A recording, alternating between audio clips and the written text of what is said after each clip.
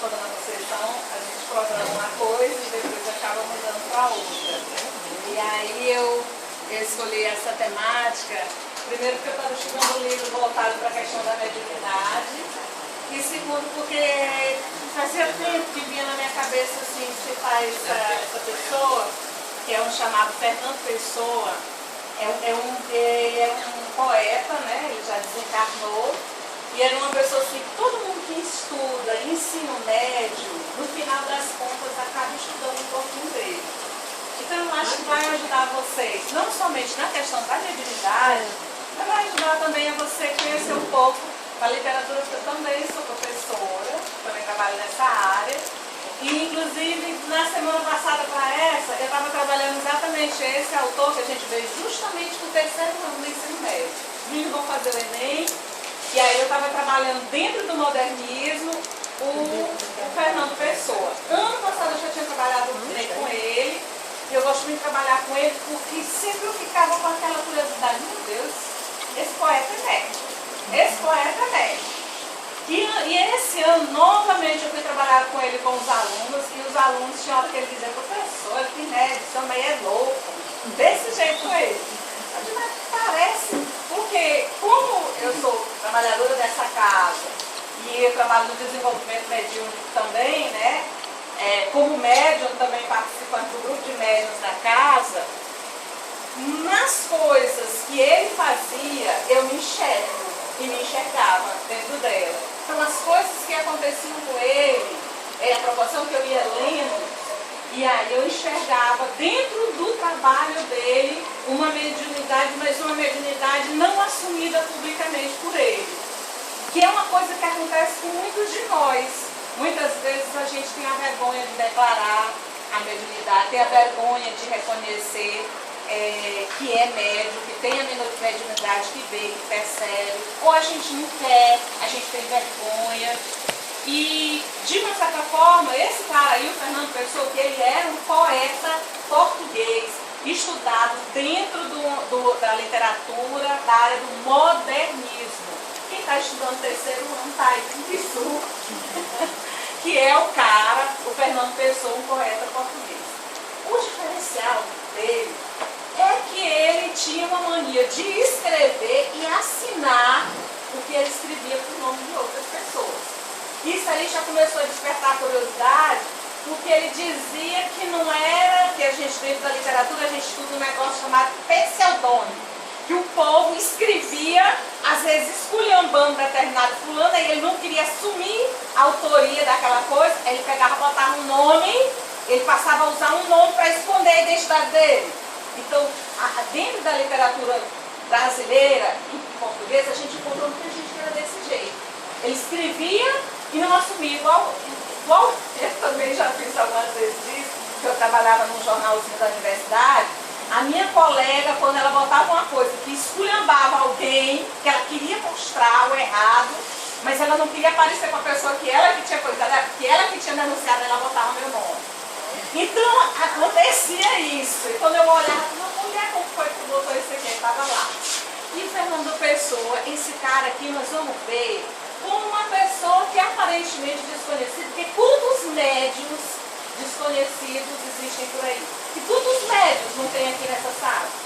Que muitas vezes ou não sabe, ou não quer desenvolver, ou sente um mundo espiritual e talvez esteja aqui para sanar essa curiosidade, para resolver, para entender o que é que acontece consigo mesmo. Pois eu vou contar a história desse cara. Tá aí ele, o nome dele, Fernando Pessoa, ele era português. Ele nasceu em 1888. Morreu, vou falar a palavra morreu, porque muita gente que não gosta de usar a palavra morreu, mas morreu e desencarnou. Morreu em 1935. Ele surgiu num momento assim, num momento em que as ideias do materialismo, em que o espiritismo estava começando não. Kardec já tinha lançado as obras da codificação, que é o primeiro livro que ele lançou em 1857, que foi o livro dos Espíritos, e em 1869 Kardec tinha desencarnado. Então, quando esse cara nasceu, Kardec já tinha desencarnado. E ele nasceu dentro de uma era em que o materialismo estava forte. O que era o materialismo daquela época? O materialismo é que começou a surgir uma corrente de pesquisadores, de filósofos, estudiosos, que começou a contestar certas verdades da igreja, do que a igreja dizia que era verdade. E aí, esse pessoal dizia, olha, agora nós vamos adotar como caráter de verdade somente aquelas coisas que têm ou uma comprovação científica ou uma comprovação filosófica. Então começou a surgir essas ideias. Como Deus, ou uma explicação científica, ou filosófica, ou racional, ou lógica. Como Deus, eles não conseguiam encaixar, não conseguiam fazer uma comprovação científica, não conseguiam provar cientificamente do jeito que eles imaginavam a existência de Deus. As teorias que foram surgindo, elas iam surgindo tirando a figura de Deus de dentro da história. Então surgiu aquelas teorias que os alunos, que os meninos estudam no ensino médio, eles estudam assim, teoria de Darwin, a evolução humana. O homem tem a origem do macaco, que o mundo vai evoluindo e etc e tal. Todas as teorias, a figura de Deus ficava do lado de fora. Porque para ter o caráter de verdade daquela época, tinha que ter a comprovação científica, filosófica, ou então tinha que ter uma comprovação racional, lógica, alguma coisa. Como Deus ainda não tinha essa explicação, eles não encontravam, eles tiravam, os pesquisadores tiravam a figura de Deus. E ele começou a produzir, ele era lá de Portugal, lá de Lisboa, começou a produzir texto, começou a produzir poema, em meio a tudo isso aí, em meio ao espiritismo que já estava surgindo, que já estava se desenvolvendo, Kardec já tinha desencarnado, e aí que o materialismo ia se radicando no mundo. Aí esse cara começou, ele desde criança, ele era uma criança prodígio. Desde criança que ele já via as coisas. Mas engraçado, todas as vezes que eu estudava, das várias vezes que eu já estudei ele, eu nunca notei que o cara tinha a mediunidade. Por quê? Porque todos os livros didáticos que eu estudei, todos os livros que os alunos estudam, em nenhum deles aparecia essa coisa assim da mediunidade. E nenhum deles dava a entender que esse cara era Fernando Pessoa. Só quando eu aprofundei o estudo, né, foi que eu fui notar, meu Deus, como assim?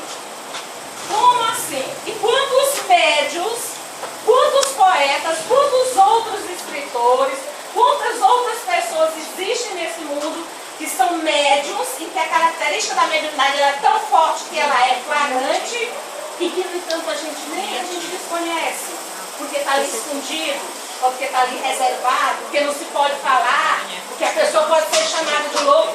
Esse cara tinha medo de ser chamado de louco. O maior medo dele era do povo achar que ele chamava era histérico naquele período, que era exatamente a loucura. E sabe como é que era tratada a loucura? Era na base do choque elétrico. Então, quem é que queria declarar, deixar a entender que era louco para receber um tratamento de choque, né? Então, ó, ele nasceu justamente na época em que o Espiritismo estava iniciando. As obras básicas de Kardec já tinham sido publicadas. Dentro da literatura, e lembrando, né, que a história com Kardec veio toda aquela história do mundo espiritual, Kardec trazendo uma comprovação científica que foi refutada, entendeu? Que não aceitaram as comprovações que ele fazia, as coisas que ele dizia, o modus, porque ele foi um cara inteligente, porque como naquela época exigia a comprovação científica, ele chegou e trouxe um embasamento teórico e a comprovação científica nós não aceitaram. Não é desse jeito.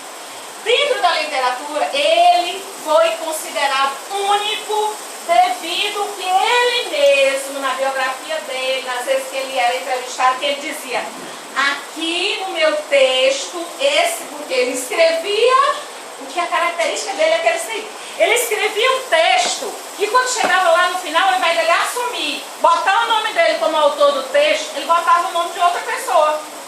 E aí produzia outros textos, botava o nome de outra pessoa lá naquele texto. E tinha texto que ele escrevia, que ele assinava com o nome dele. Não, aqui sou eu. Aqui é o meu eu. Aí quando dizia, mas pessoa, como é que isso pode acontecer? Tu está dizendo aqui é o teu texto, mas está assinado com o nome de outra criatura. Ele disse, não, aí sou eu personificado em outra pessoa. Ele trazia as explicações para o povo daquela época dizendo isso. É a fragmentação, aí sou eu, mas é o meu eu fragmentado. Aqui sou eu é igual, por exemplo, eu, Vera. Aí eu produzo textos aqui, esse texto aqui sou eu mesma, é o meu nome, Vera. Mas esse texto aqui sou eu, Vera, mas na condição de Dona Maria José. Aí eu boto Maria José. E esse texto aqui sou eu, foi escrito por mim, mas aqui eu estou na condição de Dona Rafaela. Rafaela Moraes. Era isso que a explicação que ele apresentava. Publicamente, em nenhum momento, ele assumiu a mediunidade que ele tinha. Desde criança, que ele já trazia os traços da mediunidade desse cara, desse poeta que é estudado pelos meninos lá no ensino médio do 3º ano. Ele já trazia traços da mediunidade, mas ele não declarava. Ele não falava publicamente exatamente pelo medo de ser considerado louco. Um dos motivos, pelo medo da opinião pública, do povo, o que iam dizer, pelo modo como o povo daquela época ainda vivia em maturidade e tudo mais. Hoje em dia você vê que o Espírito, depois do Chico Xavier, é que muitas obras de autores espíritas passaram a ser consideradas. Mas no passado não tinha essa aceitação que tem hoje os autores espíritas a partir de Chico Xavier. Porque Chico Xavier foi o cara que foi, no Brasil, o divisor de águas, né? Aquela pessoa que impulsionou o espiritismo no Brasil.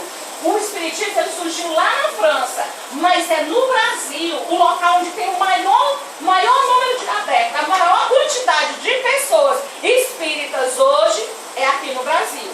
E nenhum outro país tem a quantidade de espíritas que tem aqui no Brasil. Por conta de quem? Por conta de Chico Xavier. O cara escreveu mais de 400 livros, mais ou menos. Então, ele foi considerado o único devido a essa fragmentação do seu eu. Ele criou na literatura, ele dizia que esses caras, ele escrevia um texto, aí ele dizia, esse texto aqui, fui eu que escrevi, mas aqui o autor dele é José Antônio. Eu escrevi esse outro texto, mas o autor dele é Raimundo José. E esses nomes que ele assinava no final do texto que ele escrevia, ele te chamou de heterônimos. O poeta escrevia os poemas e assinava com o nome de outras pessoas, que é o heterônimo que eu estou dizendo.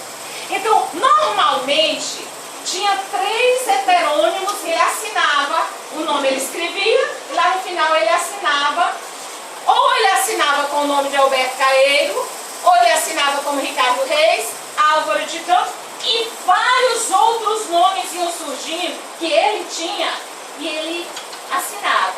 E aí o Pessoa, ele diz, uma das biografias que eu li, ele diz que o primeiro heterônimo que ele criou, que ele dizia que era uma construção mental dele, foi quando ele tinha 6 anos de idade.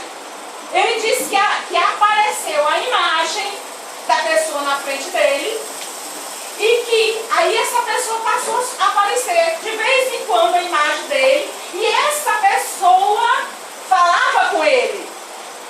A pessoa falava com ele e pedia para ele escrever, e ele escrevia carta. Aí ele disse assim, mas o que me aborrecia é que ele só escrevia carta, pedia para eu escrever uma carta para mim mesmo. Então ele dizia, escreva bem aí minha carta. E era uma pessoa, uma imagem, uma figura visível que ele via, que ele conversava e que pedia para ele escrever, escreva. Então criança ele já começou a escrever. Ele era considerado também prodígio, porque aos 7 anos de idade ele já escreveu o primeiro poema dele. Então dentro da literatura portuguesa e brasileira também, ele é o cara. Ele escreveu poemas como, tem um poema dele que chama Fingidor. O poeta é um fingidor, finge tão completamente. E que chega a fingir que é doador, que deverá incêndio. E aí ainda tem mais esse poema aí. Eu adoro a poesia dele, eu adoro o trabalho dele. Quando questionavam ele, os colegas, que também eram poetas, que também escreviam, que em 1880 o poeta era o cara. Hoje em dia não tem como poeta ser o cara, porque internet, televisão, é um monte de outras coisas que distraem as pessoas. Mas naquele período, a poesia, a produção literária, a leitura, a declamar poemas, era um tipo de divertimento, um tipo de distração. Era aquilo que o povo gostava de ouvir e tudo mais. Então, quando perguntavam para ele se aquele nome usado para não revelar sua identidade, se aquele nome que ele tinha usado era para não revelar a identidade dele, ele dizia não.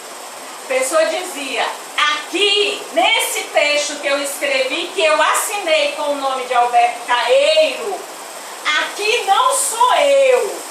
Quem escreveu, por exemplo, quando era um texto escrito pelo Álvaro de Campos, ele disse, aqui não sou eu. Aqui quem escreveu foi o Álvaro de Campos. E o interessante é que a primeira vez que ele ia escrever e que ele assinava com o nome de uma determinada pessoa, por exemplo, a primeira vez que o Álvaro de Campos apareceu para ele disse que veio aquela inspiração na cabeça dele, aquela vontade de escrever, e ele disse que sentia a mão, um impulso na mão para ele pegar e escrever. Aí ele disse que ao escrever, de repente deslumbrou na frente dele uma imagem de uma pessoa que ele nunca tinha visto na vida dele, aparecia essa imagem de uma pessoa que ele nunca tinha visto na vida dele, mas que tinha todas as características de louro, de alto, de magro, de bem vestido, de estilo, entendeu? E de repente vinha toda uma construção na mente dele de quem era aquela pessoa, qual era o nome da criatura, onde é que ele tinha vivido, que dia que ele tinha nascido, em que ano ele tinha nascido, quando ele tinha desencarnado ou quando ele tinha morrido. Vinha tudo uma história que ele dizia, não é fruto da minha imaginação. Ele dizia para todo mundo, mas de onde foi que tu criou essa história? Que ele dizia, esta criatura que eu assinei aqui, com este nome dessa criatura, ela tem uma história, ela tem uma biografia, ela tem uma vida. Ela nasceu e ela teve o dia que ela morreu. Ela tem o local que ela viveu e tem o estilo próprio dela, o jeito dela escrever. Cada um dos três, falta um pouquinho, cada um dos três, isso aqui foi só os principais, de livros que ele publicou. Mas fora esses três aí, teve vários outros que ele escrevia às vezes só na página. Que ele escrevia, mas não era muito, que não chegava a ser um livro. Aí ele ia lá e assinava a pessoa. E ele dizia, ó, cada uma dessas criaturas que eu boto o nome, ela tem uma história. É uma pessoa, ela tem uma biografia. E o pessoal ficava, uma biografia? Como é que pode? Aí ele dizia, é porque é um heterônimo. Ele falava, foi ele que criou essa expressão, é o heterônimo. Mas na verdade era uma outra pessoa. Além desses três, Fernando Pessoa usou outros nomes para assinar os textos que ele dizia que não eram deles. Quando os pesquisadores, a pessoa começou a estudar a obra dele, depois que ele morreu, né, em 1935, eles notaram, quando eles foram estudar as obras dele, aí está aqui os textos, esse aqui os textos que foram assinados com o nome de Alberto Correia, esse aqui são os textos que foram assinados com o nome de do próprio Fernando Pessoa. Esses aqui são os textos que foram assinados com o nome do Álvaro de Campos. E este aqui foram os textos que foram assinados com o Ricardo Reis. Aí eles disseram, mas é estranho. Foram todos escritos pela mesma pessoa, mas esse aqui tem características totalmente diferentes e um modo de ver a vida totalmente diferente desse outro grupo aqui. Nesse grupo aqui do Álvaro de Campos, eu encontro várias semelhanças, mas esse grupo é totalmente diferente dos textos que o próprio Fernando Pessoa assinou como sendo dele. Aí disse, como é que pode ser? Como é que pode? Aí como é que pode uma pessoa que se divide em várias, que que era o que a pessoa dizia, aí é uma fragmentação do meu eu. Então eles notaram as características, os estilos daqueles textos que ele assinava como sendo de outras pessoas e era totalmente diferente do jeito de Fernando Pessoa falar. E notaram entre os autores assinados por Pessoa também uma diferenciação. Quer dizer, o modo de ver a vida de cada um do grupo de textos era totalmente diferente. E ainda tinha mais. Eles foram observar que a letra era diferente dependendo de qual era o autor que estava assinando. O conjunto de textos assinados com o nome do Ricardo Reis tinha a mesma letra, mas era uma letra diferente do conjunto de textos que era assinado com o nome do próprio Fernando Pessoa, que era diferente do texto assinado com o nome de Alberto Corrêa e Álvaro de Campos. Então tudo isso aí o pessoal notou, foi notando a proporção que foram estudando e aprofundando o estudo da obra do Fernando Pessoa. A literatura definiu Fernando, a literatura, lá no texto didático, no livro didático, a gente vê dizendo que Fernando foi uma pessoa, um poeta genial, porque não foi somente um. Ele disse, olha, esse cara foi o cara, o prodígio, porque ele não era somente um, ele era um fragmentado em vários. Então, nesse aqui, ele era o Fernando Pessoa, personificado na figura do Alberto Corrêa. Este aqui, ele era o Fernando Pessoa, personificado na figura do Álvaro de Campos. E esse aqui era o Fernando Pessoa, personificado do Ricardo Reis. Então, eles acharam, assim, que era o cara da literatura.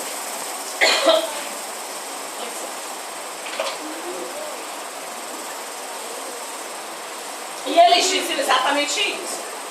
Que ali, Fernando Pessoa tinha vestido a personalidade poética do Ricardo Reis. Que ali Fernando Pessoa tinha vestido a personalidade poética do Álvaro de Campos. Só que os três, que eram os principais, não tinha nada a ver com a personalidade do próprio Fernando Pessoa. A personalidade do Pessoa era uma, e a personalidade dos três, que ele botava o nome, era totalmente diferente. Um era médico, ó, você vê. Ele tinha toda vez, que era a primeira vez que ele ia escrever o texto de alguém, vinha toda a história da criatura. Um deles era médico, tinha nascido em Lisboa, tinha desencarnado com determinado problema. O outro não tinha tido instrução, morava no campo, e tinha um terceiro que era um engenheiro. Aí que o pessoal dizia, ah não, mas é uma fragmentação do Fernando Pessoa. É isso que a literatura diz para os alunos. É isso que a literatura fala. Elas em nenhum momento vão citar, não, aqui é um caso de mediunidade. Aonde? Não foi somente um, mas vários, né? A literatura considerou ele como sendo um poeta genial, porque não foi somente um, mas vários. E ele vestia personalidades poéticas que eram os autores que eram colocados.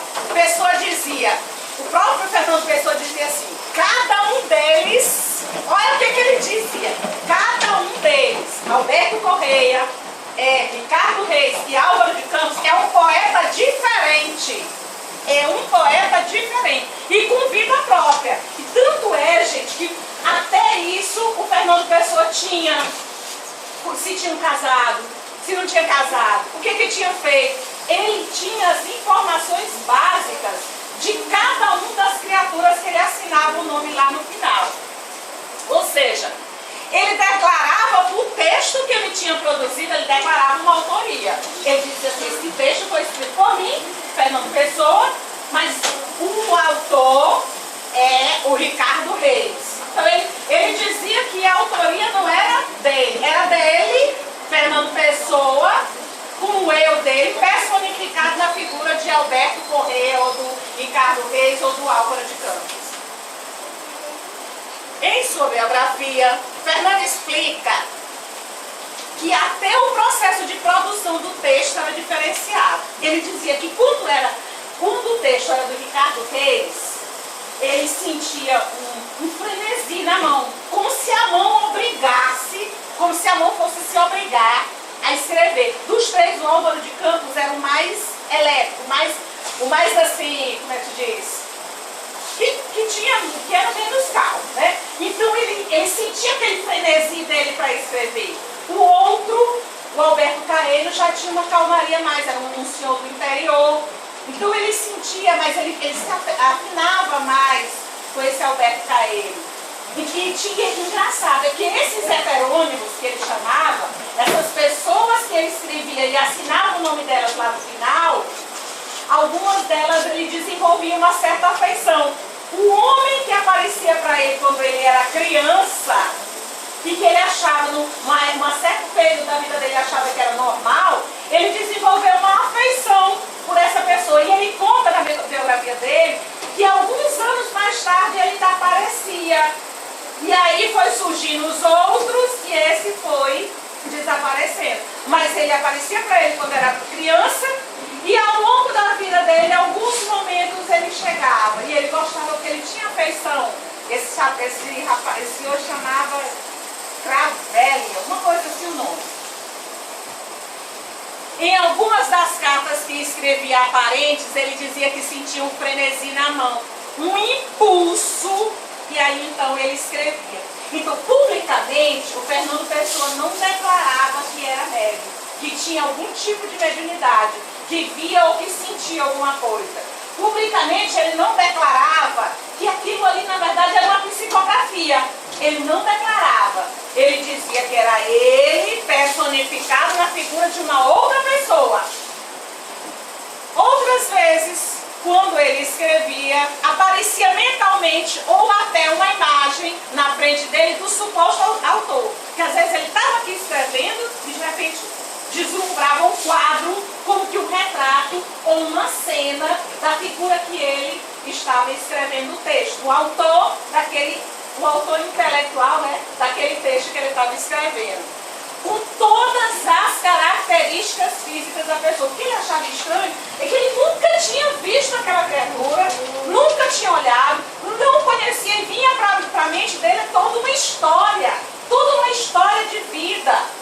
Vinha para a mente dele, inclusive as características físicas. E isso ocorre muito com a gente aqui no trabalho mediúnico. Muitas vezes a espiritualidade que é orientada a gente, como a gente deve conduzir com aquele espírito, do nada, gente, aparece uma imagem da pessoa, do que aconteceu. Às vezes acontece do que ocorreu para aquele espírito estar daquele jeito, para aquele espírito estar raivoso. E às vezes vem a orientação de como é que a gente deve proceder, do que é que a gente vai fazer. E Fernando Pessoa também tinha essa orientação. Recebia também essa orientação na medida em que deslumbrava na mente dele toda a construção de vida, tudo que aquela criatura fez. Por isso que ele dizia que ali era uma pessoa, ali era a personificação de uma pessoa, porque na verdade era uma pessoa. E nessa construção mental, moldava-se toda uma biografia desses autores, que é o que eu acabei de falar. Com idade, olha, ele colocava a idade. Ele sabia a profissão, a data do nascimento, a morte, como era o cidadão, como foi que viveu, por onde foi que andou, com quem casou, o estilo, porque ele mostrava que o estilo de fulano é diferente do estilo de escrever do outro, e até a letra, que eu também já falei, quer dizer que aqui a letra, quando os pesquisadores foram estudar, notaram esse grupo aqui, a letra é diferenciada. A letra do Ricardo é uma e a letra do Alberto Corrêa é outra. E por incrível que pareça, foi escrito por quem? Todas foram escritas por Fernando Pessoa. Ele escrevia e via então o nome daquela criatura que aparecia na mente dele, que às vezes ele estava escrevendo, né? O processo de produção, às vezes, de um para outro era diferenciado. Às vezes ele disse que tinha uma vez que ele ia caminhando assim, de repente via aquela coisa, aquela intuição. Para ele escrever, ele disse que só fez encostar aqui, encostou numa escrivaninha que tinha perto, assim, pegou caneta, pegou lápis e escreveu 30 páginas, 30 poemas, e produziu um livro. Nesse dia ele produziu 30 poemas.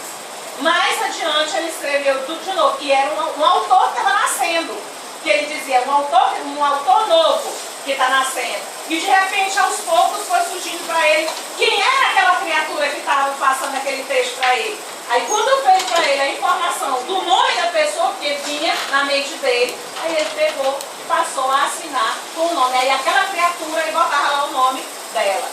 E ele chamava isso de heterônima. Heterônimo, ele não admitia publicamente que ali era uma mediunidade, que ele era médium.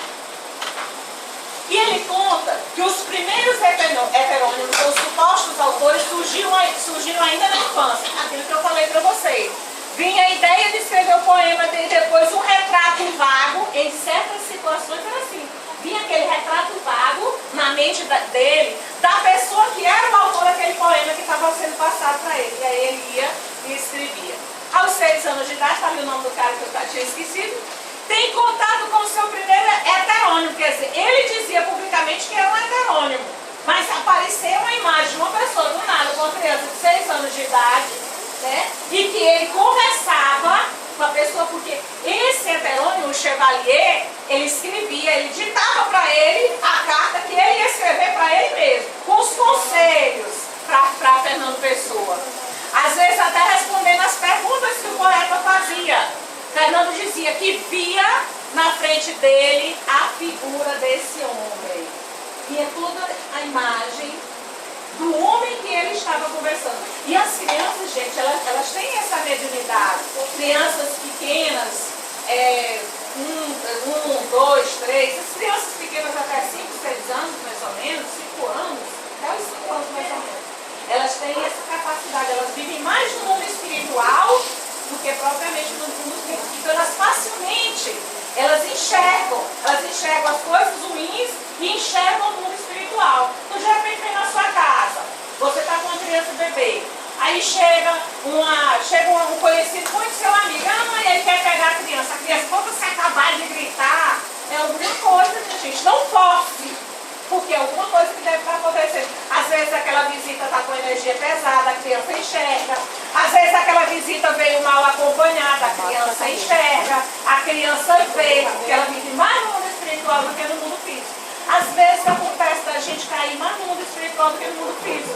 Quando a gente tem algum tipo de problema, algum desregramento, alguma doença, às vezes acontece da gente ir mais para o mundo espiritual do que no mundo físico. Se a gente adoece, está com uma doença em fase terminal, pode perguntar na casa das pessoas que tem pessoas com doença assim, terminal, doença grave.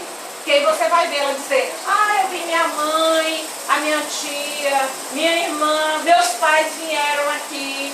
A minha avó, quando ela olhava, eu lembro que de uma vez que eu fui visitar ela, e ela olhou para a porta, ela disse, eu não quero ir. E eu dizia, mamãe, é porque ela estava vendo alguma coisa. E aí, pouco tempo depois, passou uma semana, 2, ela estava resistente.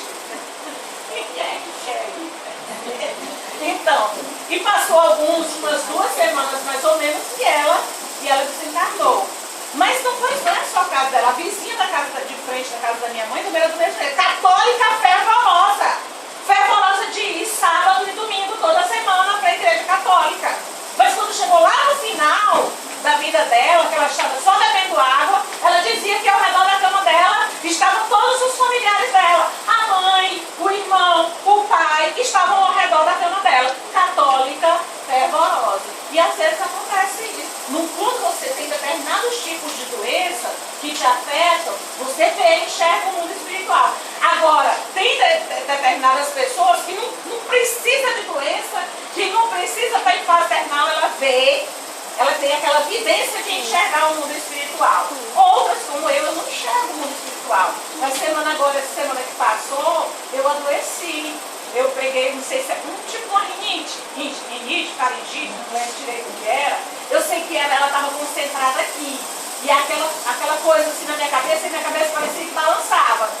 E eu passei o sábado e o domingo mais ou menos desse jeito. Quando chegou no domingo, aí eu comecei a ver o mundo espiritual. Eu cheguei na casa da minha mãe e tinha uma pessoa na porta da casa dela. Aí eu olhei, eu virei o rosto, cadê a mulher? Não estava mais, né? Mas ela estava de vestido, ela estava no vestido branco, cabelo louro e tudo mais. Entrei para casa da mamãe, depois, quando eu estava na minha casa, que eu vou saindo, estava lá uma pessoa sentada dentro do meu carro. Então, assim, fora isso, foi ao longo do dia que eu fiquei vendo as coisas. Mas por quê? Porque eu estava desequilibrada. Eu estava adoentada, e eu estava sentindo isso aqui, a cabeça meio aqui assim, ó, meio que rodando. Eu exercito a mediunidade, eu tenho uma certa mediunidade, e eu estava desregulada. Então tem determinados momentos que você vê, mas você enxerga o mundo espiritual em determinadas situações. Horas que você está dentro de casa, você vê um vulto. Eu fui para casa da minha mãe no mesmo dia, chego lá que eu olho para lá um vulto passando. É porque eu estava mais enxergando o mundo espiritual. Eu não sou de ver, mas tem muitos aqui, gente, que enxergam o mundo espiritual e às vezes ficam escondido, envergonhado, quer contar para as pessoas, entendeu? Às vezes fica com medo, não quer exercitar. Fernando Pessoa era um médium, uma pessoa comum. Tem muita gente que nunca nem ouviu falar do Fernando Pessoa. E era porque não era o Chico Xavier da vida, mas foi o cara que desenvolveu a mediunidade na medida em que ele escrevia. Ele não declarou publicamente, mas ele tinha os motivos dele, né? Por conta disso, perguntaram para ele. Aí o pessoal, de tanto ele fazer isso, perguntaram: pessoa, você é médium? Perguntaram isso para ele. Só que ele negou. Agora, eu me perguntei, né? Perguntei que estranhei a explicação, né? Que estranha a explicação dele. Mas depois eu fui avaliar, meu Deus, pela época que ele vivia, se hoje muita gente nega, imagina aquela época, 1800 e não sei quanto. E numa época que louco era tratado com um choque elétrico.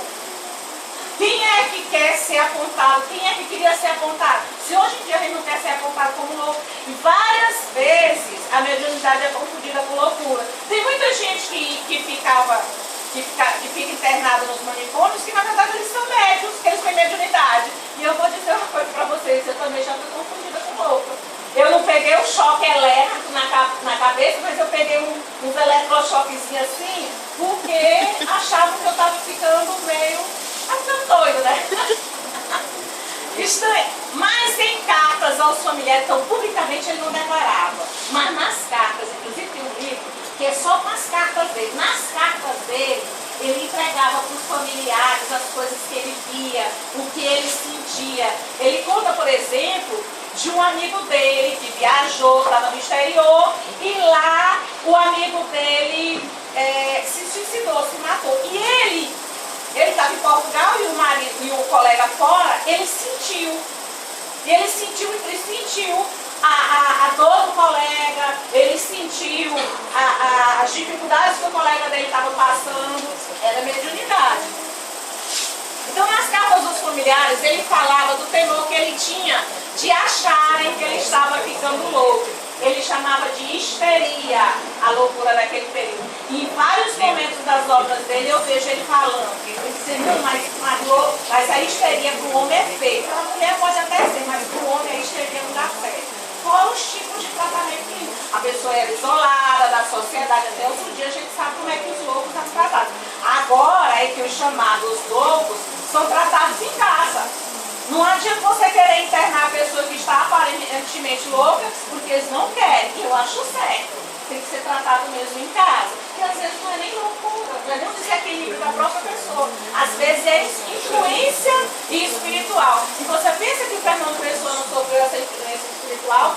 Sentiu muito. Ele desenvolveu várias vezes momentos e casos de depressão, em função das influências que ele sentia, porque a mediunidade ela tem isso, ela te deixa como se tivesse um campo aberto para sentir mais as coisas do mundo. Você sente mais, como se você tivesse um canal aberto e que você tem determinadas horas que abrem uma coisa, parece que destampa um negócio no ouvido de você, que você começa a ouvir o mundo espiritual.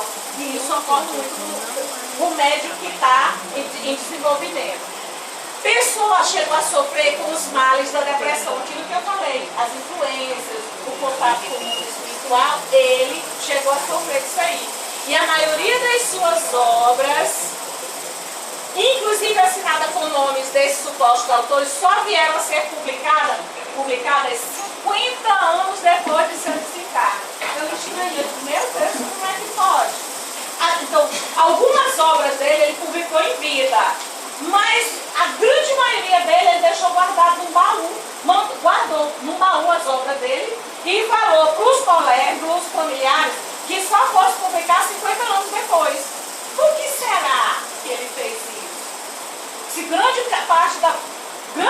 das obras dele era assinada com o nome de outras pessoas.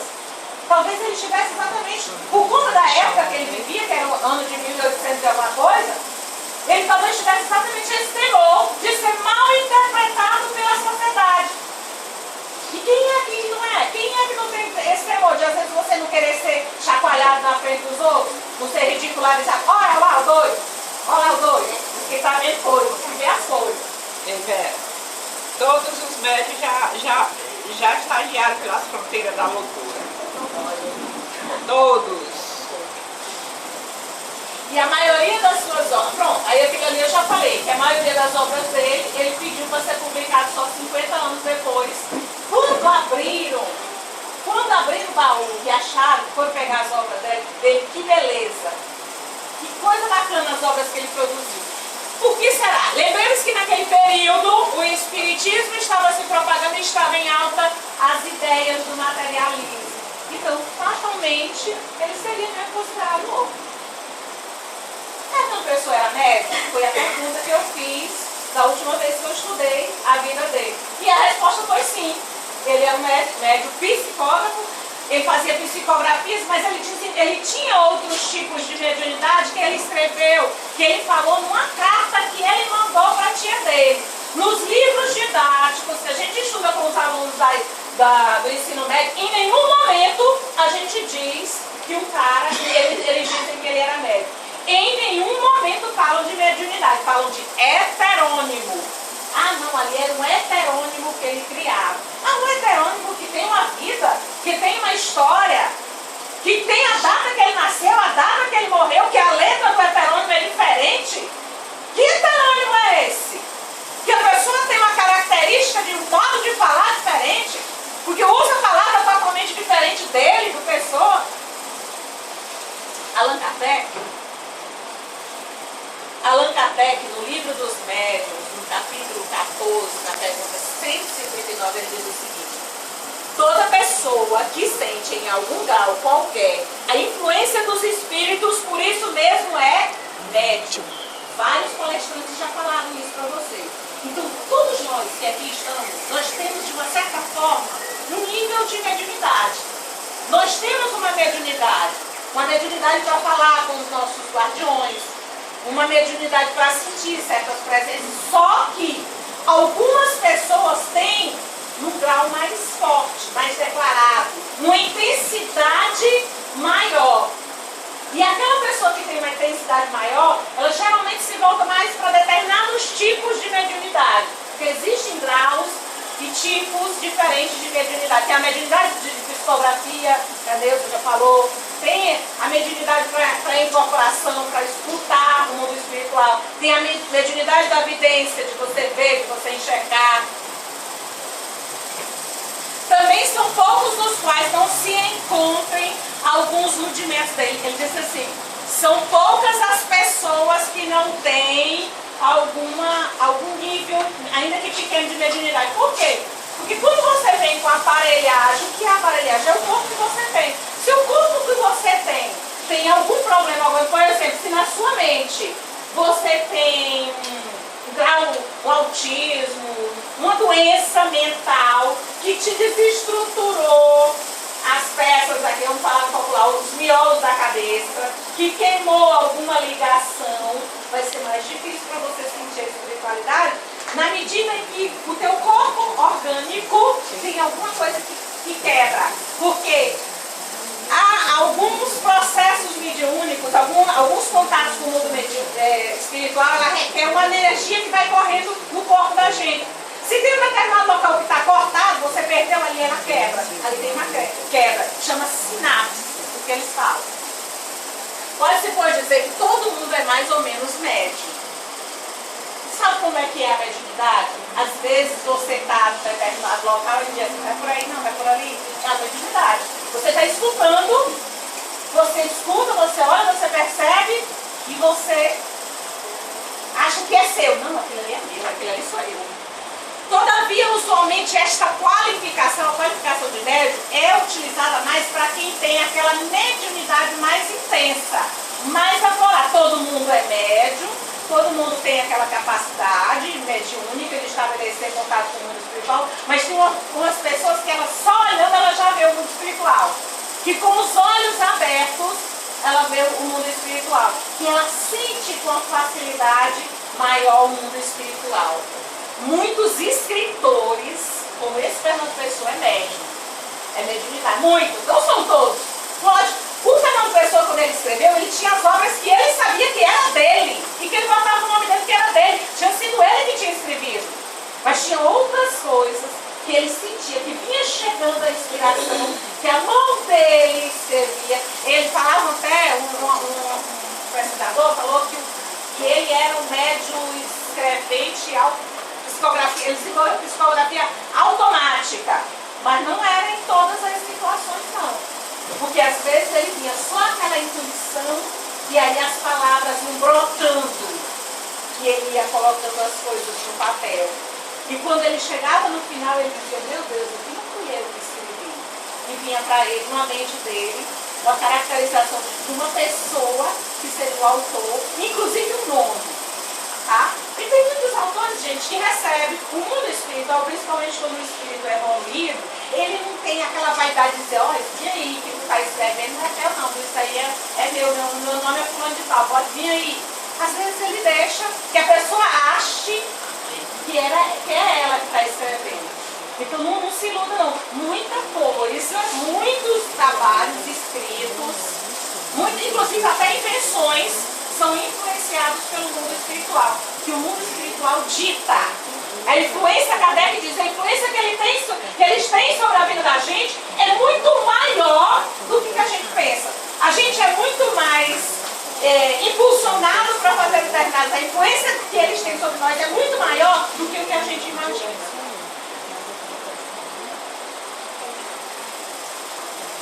Aí que ele está completando, né, que essa é a qualificação de média, mais para quem de um organismo mais ou menos sadio. Então, sensível. As pessoas que têm a mediunidade mais intensa, elas nascem com uma configuração orgânica diferenciada. Elas já nascem com essa predisposição para expandir um corpo espiritual que ela tem, que chama perispírito, e ela absorver as coisas, ela ver, ela enxergar o mundo espiritual.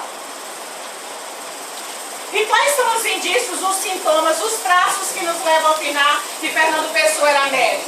Antes de escrever, Pessoa sentia aquela inspiração e depois uma vontade, um frenesi na mão, um impulso para querer escrever que o levava a pegar na caneta. Gente, acontece muito. Os médios que escrevem, você às vezes sente aquele impulso para escrever. Uma vez eu senti uma certa... Mas a pessoa queria digitar uma carta e era uma carta que era uma coisa ruim, entendeu? E eu não quis botar no papel por conta da coisa que era ruim, que o xingamento e tudo mais. O médium tem essa capacidade de filtrar. Como é que ele vai chegar uma pessoa chega e te bota na tua cabeça, xinga na outra, você vai e pega e xinga a outra de todo jeito? Não. O médium, ele filtra. Ele tem que filtrar essas coisas. Até para poder auxiliar a outra pessoa. Gente, foi de uma tal forma que quando eu pensei que eu estava levantei assim, sem... Mas a mão, muitas vezes, eu senti aquele impulso. Uma vez na casa da Conceição, não foi onde foi, eu estava sentada com ela na mesa e começou a vir aquele pensamento na minha cabeça de escrever, mas não sabia o que eu ia escrever. De repente eu olhei um lápis desse tamanhozinho em cima da mesa e eu olhei para o lápis, aí tirei o rosto do lápis. De repente a minha mão foi para cima do lápis, eu senti aquele impulso, agarrei o lápis e senti aquele nervoso no sistema, aquela coisa no sistema nervoso, assim, como se fosse uma eletricidade passando alguma coisa, uma vontade de escrever. Aí eu me acalmei e voltei o que tinha que botar no papel. Então, ao escrever, surgia na mente dele uma cena, um retrato, uma imagem de uma pessoa que seria o autor daquele texto, mostrando o jeito da pessoa, as características. Eu já falei disso aqui. E vinha na mente informações sobre data de nascimento, a morte, a profissão, onde viveu, onde andou, biografia. Fernando Pessoa tinha uma percepção, olha como ele não era totalmente alheio ao mundo espiritual. Ele tinha noção do que o texto trecho que era do Alberto Caeiro ou do Ricardo Reis. Pode passar. Vejamos um trecho de uma carta que ele enviou para a tia dele no ano de 1914. Aí ele diz, vamos agora ao caso misterioso que a interessa e que a tia Anica diz não poder calcular o que seja. Sim, não calcula. Então ele vai falar de um fato curioso e misterioso com ele. De certo, eu próprio é o que menos esperaria. O fato é o seguinte, aí por um fim de março, se não me engano, comecei a ser médio. Aí essa carta, você não encontra nos livros didáticos. Você só vai descobrir isso aí quando você vai pesquisar a carta do cara, o Neste, aí você vai encontrar as cartas que ele mandava. Ele se declara no médio, mas só para os familiares. Eu que, como deve recordar, ser um elemento atrasador das sessões semi-espíritas que faziam, o cara, ele frequentava reuniões espíritas. Mas ele está conversando aí que ele não era assíduo. Comecei de repente com a escrita automática. Então ele estava dizendo, olha, a escrita automática, a psicografia automática. E estava uma vez em casa de noite, ele estava em casa de noite, lá na cidade que ele vivia, quando sentia vontade de literalmente pegar uma caneta e pô-la sobre o papel. Então ele sentiu aquela coisa de pegar uma caneta, aí ele botou no papel. É claro que depois é que dei por um fato de que tinha sido esse impulso. No momento não reparei no fato, tomei-o como fato. Que aí você vê que a linguagem é daquela época, né? 1800 e alguma coisa. O natural, aí aqui são trechos, não está a carta completa não. Eu acho que eu deletei uma parte. Nessa primeira sessão ele vai contando, comecei por assinatura bem conhecida. Sim, aí ele vai contar que ele foi num determinado local e de repente ele sentiu aquele impulso para escrever. E no final veio o nome da pessoa para assinar. E ele assinou. Era o nome do tio dele. Ele não estava pensando no tio. Fazia tempo que ele nem lembrava do tio. E de repente, ao terminar a carta, vem lá o nome do tio completo para escrever como um povo. Manuel Galdino da Cunha. Eu nem de longe estava pensando no tio Cunha. Ele dizendo, eu não estava pensando no tio. Depois escrevi mais umas coisas sem relevo, sem interesse nem importância. Devo dizer que o pretenso espírito do tio Cunha nunca mais se manifestou pela minha escrita. Olha como ele tinha consciência de que ele era médium escrevente, psicólogo, né? Nem de outra maneira. As comunicações atuais são, por assim dizer, anônimas. Então, muitas das comunicações que ele estava recebendo eram de pessoas que não diziam seu nome, eram anônimas. Mas no livro didático você não encontra isso aí, não. Você não encontra dizendo essas coisas. Fique para os alunos falando de mediunidade, de médium, de texto que na verdade não é daquele autor, mas é do médium, ou é do espírito que passou o texto para ele, você não encontra no livro didático. Há momentos, por exemplo, em que tenho perfeitamente alvoradas de visão etérica. Ele vai falar de um outro tipo de mediunidade que ele tem. Em que vejo a aura magnética. O que é a aura magnética? É uma luz que a gente tem assim. Ela vem aqui acompanhando o corpo da gente, por aqui assim. Não são só as pessoas que têm uma aura.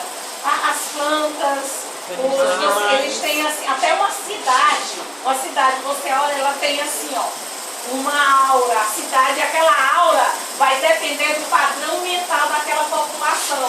Se ela é mais escurecida, ou ela é mais clara, ou ela é mais pesada, ou ela é mais leve, vai depender do padrão mental daquela população que mora naquela região. Então ele está dizendo que vinha uma aura magnética. Olha como ele sabe dizer o termo. Ele era frequentador de reunião. De algumas pessoas, sobretudo a minha, ao espelho no escuro, irradiando-me nas mãos. Olha, tem uma coisa que só na semana passada que eu vi que a aura dá para ver no espelho. Eu não sabia. E ele, 1800, ele já sabia dessa informação. Eu estava sentada na cama e tinha um espelho grande, na cama no quarto da minha menina, e eu olhei pra mim no espelho, e lá no espelho estava a aura. Eu disse, meu Deus, eu não sabia. Eu pensava que a aura você via, mas pelo espelho. Então estava lá a minha aura refletida no espelho. espelho e ele, em 1800 o cara já via.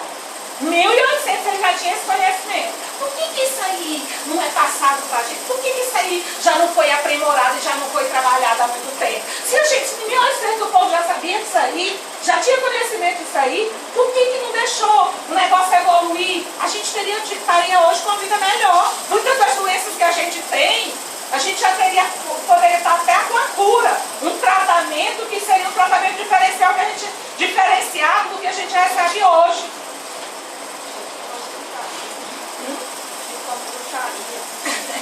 Não é alucinação. Ele vai dizer, olha, não é alucinação, porque o que eu vejo, outros veem. Quem são esses outros? Outros veem, pelo menos um outro, com qualidades destas mais desenvolvidas. Ele está dizendo, outros médiuns. Ele disse, não é loucura da minha cabeça, porque não sou eu que vejo a aura. Outros médiuns, com a mesma capacidade que eu tenho, aliás, mais desenvolvida, diz que viu do mesmo jeito. Cheguei num momento feliz de visão etérica, a ver na brasileira do Rócio de manhã as costelas de um indivíduo atrás do fato e da pele. Médium tem essa capacidade, dependendo de cada médium, de te olhar e enxergar mais a fundo.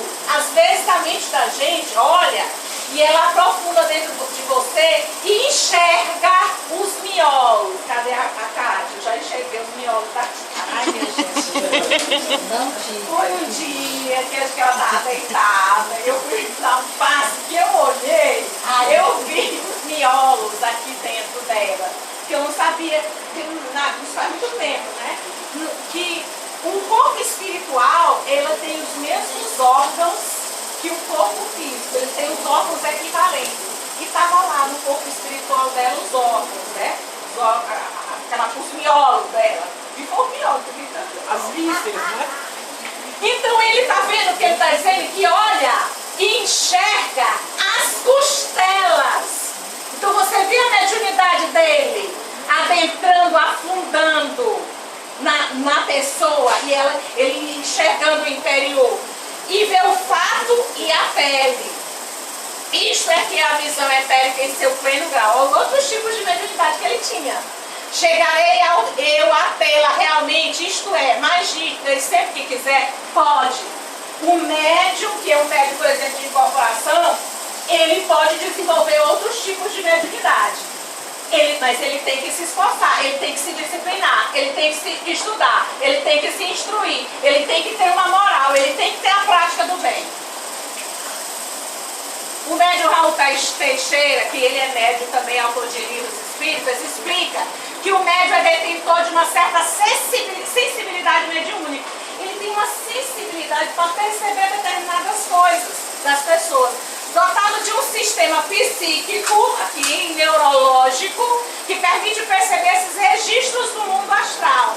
Ele tem uma constituição orgânica dentro dele que ele percebe, que ele tem uma percepção maior para ver o mundo astral. Os que nascem com essa predisposição orgânica para exercer alguma tarefa, que o Raul Teixeira diz, quem nasce com essa predisposição para desenvolver essa tarefa, tem um organismo mais sensível capaz de registrar o mundo espiritual. Trata-se de uma faculdade orgânica que independe da moral da pessoa. Você pode ser um criminoso, você pode ser médium. Porque o médium, ele tem a mediunidade, ele tem uma neutralidade. Ela independe se você é bom ou não. São as pessoas boas e santas que têm mediunidade. Não. Você pode ser um charlatão e ter a mediunidade forte. Só que você vai usar a mediunidade para o mal. E tem aquelas outras pessoas que têm a mediunidade forte, mas são pessoas caridosas. Ela vai utilizar a mediunidade para o bem. O médium traz em seu perispírito a capacidade de expandir. Engraçado, gente, ó, a gente tem um campo energético assim. Quando a gente que é médium encosta, a gente tem a capacidade de enxergar coisas das pessoas. Coisas da vida da pessoa. O que ela foi? Porque o nosso campo mental, que é a flora, que é mais sensível, ele te influencia, ele capta as suas energias e ele é influenciado. E a gente tem essa capacidade de enxergar. Essa energia que ela tem ao nosso redor, ela conta a nossa história. Então cuidado, porque você pensa. Então você pensa a coisa, você pensou que estava transando com a pessoa, essa energia do ato sexual, ela fica bem aqui ao seu redor. O médium tem a capacidade de sentir que você estava pensando em sexo. É a energia sua que está te denunciando. E no mundo espiritual, as pessoas são conhecidas pela energia que ela tem. Se ela só pensa coisa ruim, a caracterização dela é essa aí. Dessa energia mental ruim que ela carrega ao redor dela. O sistema neurológico e psíquico passa a funcionar como uma espécie de antena. A gente capta. Que capta os sinais, as emoções, os pensamentos de outros espíritos e retransmite e reinterpreta. Por isso, nessa condição, é o intermediário. Porque a gente capta, é alguma coisa assim, ó. Nós temos as ondas de pensamento, que ela vem aqui, ela capta as outras ondas de pensamento e traz pra gente. E a gente capta a onda de pensamento, não é só do espírito, do desencarnado, não, é também do encarnado. Então, muitas vezes a gente sabe o que você está pensando.